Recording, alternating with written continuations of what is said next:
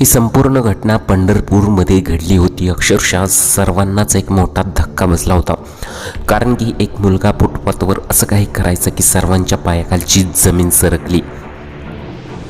पंढरपूर शांत झोपलं होतं, परंतु अचानक एका महिलेचा फोन आला। पंढरपूरमध्ये लाखो भाविक विठ्ठलाच्या दर्शनासाठी येत असतात। त्या महिलेने रात्री 12:30 वाजता फोन करून सांगितले की एक मुलगा रस्त्याच्या कडेला बसून अभ्यास करत आहे।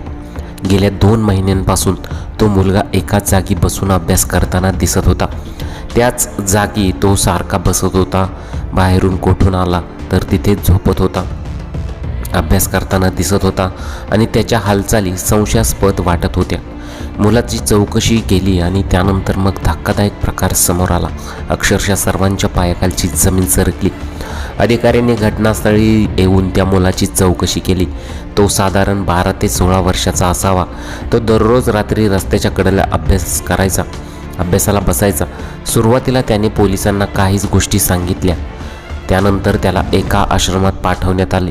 आश्रमातील कर्मचाऱ्यांनी त्याला विश्वासात घेऊन विचारले, तेव्हा त्यांनी सांगितले की गेल्या 1.5 महिन्यांपासून तो पंढरपुरात आहे।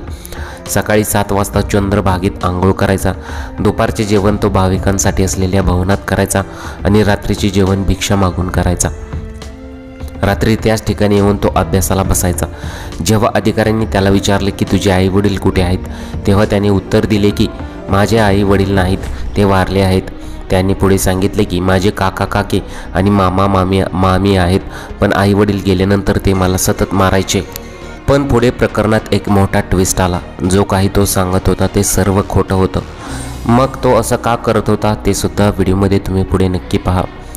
आणि मग तो असं म्हणायचा की आई वडील गेल्यानंतर ते मला सतत मारायचे, मामा मामी आणि वेगवेगळी कृत्य करवायचे। त्यांच्या त्रासाला कंटाळून मी रागाच्या भरात घर सोडलं आणि इथे आलो, परंतु सत्य परिस्थिती काही वेगळीच होती। आता सत्याचा उलगडा होणार होता। लोकांना वाटले की हा मुलगा हुशार, खूप कष्टाळू आहे, तो स्वतःच्या पायावर उभे राहण्यासाठी भीक मागून शिक्षण पूर्ण करतोय। पण याची एक दुसरीच बाजू तपासात समोर आली। आश्रमाने सोशल मीडियाचा वापर केल्यामुळे अवघ्या 12 तासात त्या मुलाचा घरच्यांचा शोध लागला। दुसऱ्या दिवशी सकाळी चक्क त्याचे आई वडील त्याला घ्यायला आले।